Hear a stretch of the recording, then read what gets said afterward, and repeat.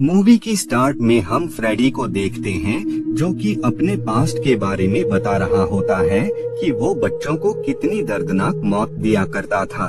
लेकिन फ्रेडी का ये खेल ज्यादा दिनों तक नहीं चला क्योंकि लोगों को उसकी असलियत के बारे में मालूम हो गया था, जिस वजह से लोगों ने उसे जलाकर मार दिया। लेकिन कुछ अर्थ बाद ही डेथ्स का सिलसिला वापस से स्टार्ट हो गया था क्योंकि फ्रेडी वापस से लौट आया होता है और वो लोगों के ड्रीम्स में आकर उन्हें काफी ब्रूटली तरीके से मार रहा होता है।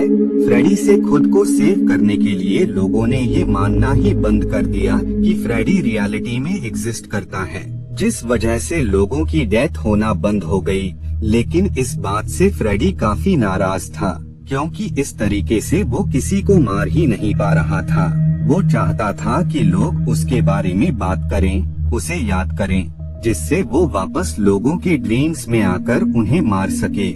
और इस काम के लिए फ्रेडी जेसन को चूज करता है। फ्रेडी जेसन की मॉम बनकर उसके पास जाता है और वो उससे कहता है कि टाउन में मौजूद सभी लोगों को मारना स्टार्ट कर दो। अपनी मॉम की बात सुनकर जेसन उसी टाउन की तरफ लोगों को मारने बढ़ जाता है।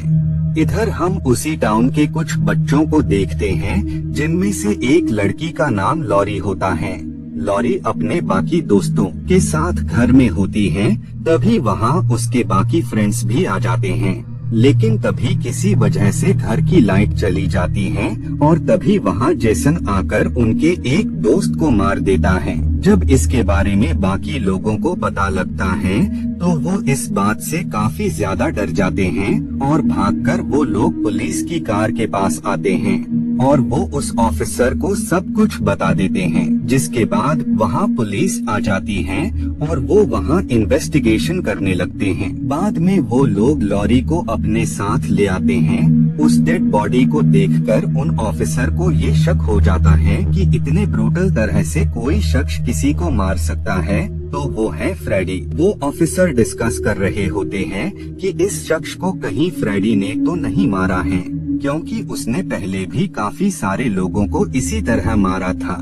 वही हम उसी लड़की को देखते हैं जिसकी आंख लग जाती है और वो अपने ड्रीम में फ्रेडी को देखती है और अगले पल ही उसकी आंख खुल जाती है। इधर हम उस लड़के को देखते हैं जिसके फ्रेंड को जेसन ने मार दिया था और जब उसकी आंख लगती है तो वो अपने सामने फ्रेडी को देखता है। लेकिन जब फ्रेडी उसे मारने के लिए उस पर अटैक करता है तो उस शख्स को कुछ भी नहीं होता है क्योंकि फ्रेडी वापस तो लौट आया था, लेकिन अभी भी उसमें इतनी पावर नहीं होती है कि वो किसी को मार सके। इधर हॉस्पिटल में हम एक लड़के को देखते हैं जिसका नाम विल होता है।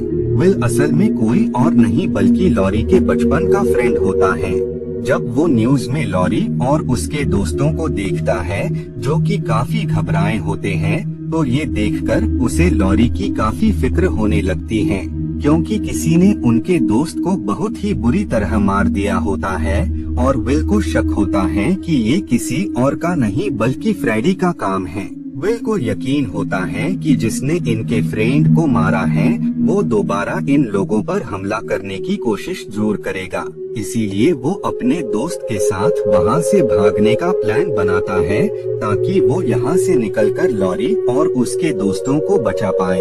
विल का फ्रेंड जब विल की बातें सुनता है तो वो भी उसके साथ जाने के लिए रेडी हो जाता है और वहाँ से निकलने के लिए वो लोग एक गार्ड का आई कार्ड ले लेते हैं। इधर हम लॉरी और उसके दोस्तों को देखते हैं जो कि एक पार्टी में होते हैं। वहीं पर उससे मिलने विल आता है और विल को देखकर लॉरी काफी ज्यादा शॉक हो जाती है क्योंकि वो उससे काफी टाइम बाद मिल रही होती हैं। वहीं पर हम लॉरी की एक दोस्त को देखते हैं जो कि दरख्तों से होते हुए एक फैक्ट्री में पहुंच गई होती है। तभी उसके सामने फ्रेडी आ जाता है। इसका मतलब ये था कि वो शख्स ड्रीम में है, क्योंकि फ्रेडी लोगों को सिर्फ ड्रीम्स में ही मार सकता था और वो शख्स वाकई जंगलों में सो रही होती है। फ्रेडी उस शख्स की तरफ आहिस्ता आहिस्ता बढ़ रहा होता है और वो उसे मारने वाला होता है, लेकिन इससे पहले ही उस शख्स की डेथ हो जाती है, क्योंकि रियलिटी में जेसन ने उसे मार दिया होता है। ये देखकर फ्रेडी को जेसन पर काफी गुस्सा आता है, क्योंकि जेसन ने उससे उसका शिकार छीन लिया होता है। इस बात से वो काफी ज्यादा नाराज हो जाता है। इधर रियलिटी में एक शख्स जेसन की बॉडी पर आग लगा देता है, लेकिन इससे जेसन को कुछ भी नहीं होता है। उल्टा वो अपनी स्वॉर्ड से उसे ही मार देता है और वो बाकी लोगों की तरफ भी उन्हें मारने के लिए बढ़ रहा होता है। जेसन को जलता हुआ देखकर वहाँ पर मौजूद लोग काफी ज्यादा पैनिक हो जाते हैं और वो इधर उधर भागने लगते हैं। विल भी अपनी फ्रेंड के साथ वहाँ से निकल जाता है और साथ ही वो उसे उसके डैड की रियलिटी बताता है कि उसकी मॉम को किसी और ने नहीं बल्कि उसी के डैड ने मारा है। बाद में जब लॉरी इस बारे में अपने डैड से पूछती है तो लॉरी को यकीन हो जाता है कि उसकी मॉम को किसी और ने नहीं बल्कि उसी के डैड ने मारा है। बाद में वो वहाँ से निकलकर विल के पास आ जाती हैं, जिसके बाद विल और वो शख्स वहाँ से निकलकर अपने फ्रेंड के घर पर आ जाते हैं। वहाँ वो देखते हैं कि उनका फ्रेंड गहरी नींद में है, लेकिन ड्रीम्स में फ्रेडी उस शख्स पर अटैक कर रहा होता है और बाद में वो उसकी बॉडी में आग लगा देता है और वो उसे मार देता है, जिस वजह से रियलिटी में भी उसकी डेथ हो जाती है। इधर हम ऑफिसर को देखते हैं जो कि दूसरे ऑफिसर को बता रहा होता है कि असल में इन सारे मर्डर्स के पीछे फ्रेडी नहीं बल्कि जेसन है।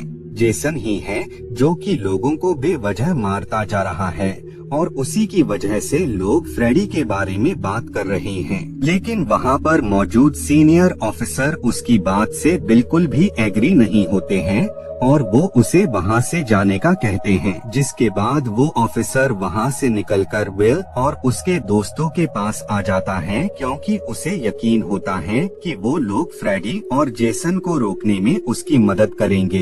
वहीं पर उन्हें पता लगता है कि जेसन को असल में किसी और ने नहीं बल्कि फ्रेडी ने भेजा है लोगों को मारने के लिए। फ्रेडी ने असल में ऐसा इस वजह से किया है ताकि जेसन लोगों को मारेगा और लोग ये समझेंगे कि इन सभी को फ्रेडी ने मारा है, जिस वजह से लोग फिर से उसे याद करना स्टार्ट कर देंगे, जिससे वो वापस से उनके ड्रीम्स में आकर उन्हें मार सकेगा। जिसके बाद ये सब लोग फ्रेडी को रोकने का डिसाइड करते हैं, लेकिन इससे पहले वो उन पिल्स को लेने का डिसाइड करते हैं जिससे इनमें से किसी को भी नींद न आए, जिससे फ्रेडी इनमें से किसी को भी नुकसान न पहुंचा पाए। बाद में वो लोग हॉस्पिटल में उन पिल्स को लेने जाते हैं और उसी दौरान वहाँ पर एक अजीब क्रीचर आ जाता है और ये कोई और नहीं बल्कि फ्रेडी होता है। फ्रेडी उनके फ्रेंड को पर अपना कंट्रोल कर लेता है और वो उस पर हावी हो जाता है, लेकिन तभी वहाँ जेसन आ जाता है जो कि उनकी एक फ्रेंड को मार देता है और बाद में वो उस शख्स की तरफ बढ़ने लगता है जिस पर फ्रेडी ने अपना कंट्रोल कर लिया होता है। वो शख्स जेसन को बेहोशी का इंजेक्शन लगा देता है, लेकिन बेहोश होने से पहले वो उस शख्स को मार देता है और बाद में जेसन ड्रीम्स की दुनिया में आ जाता है जहाँ पर फ्रेडी उसका इंतजार कर रहा होता है और बाद में वो जेसन पर अटैक कर देता है, जिसके बाद ही उन लोगों के दरमियान फाइट स्टार्ट हो जाती है। वो दोनों ही एक दूसरे पर काफी अटैक्स कर रहे होते हैं, लेकिन अब क्योंकि वो ड्रीम्स की दुनिया होती है, जिस वजह से फ्रेडी उस दुनिया में काफी पावरफुल था, इसीलिए जेसन हारता हुआ नजर आ रहा होता है। उसी फाइट में फ्रेडी को पता लगता है कि जेसन की वीकनेस असल में पानी है, जिस वजह से फ्रेडी जेसन को काफी टॉर्चर करने लगता है।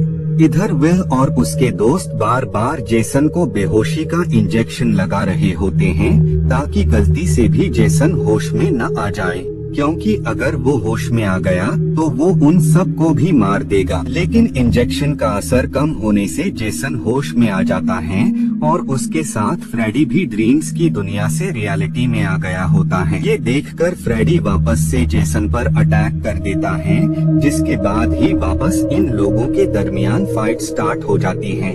वो दोनों ही एक दूसरे पर काफी अटैक्स कर रहे होते हैं, लेकिन रियलिटी में फ्रेडी की पावर्स कम हो गई होती हैं, जिस वजह से वो यहाँ पर हारते हुए नजर आ रहा होता है। लेकिन इसके साथ ही वो भी जेसन को काफी अच्छी टक्कर दे रहा होता है और वो उसकी बॉडी में रॉड घुसा देता है। लेकिन बाद में जेसन उस पर वेपन से अटैक करने लगता है, तभी फ्रेडी उसकी फिंगर्स ही अलग कर देता है। लेकिन अब भी उनमें से कोई भी हार मानने को रेडी नहीं होता है और साथ ही वो दोनों इतने ज्यादा इंजर्ड होने के बाद भी एक दूसरे पर हमला करना नहीं छोड़ते हैं। तभी लॉरी ब्रिज पर आग लगा देती है, जिस वजह से वहाँ तेज एक्सप्लोजन होता है, जिससे जेसन फ्रेडी के साथ विल और लॉरी भी पानी में गिर जाते हैं।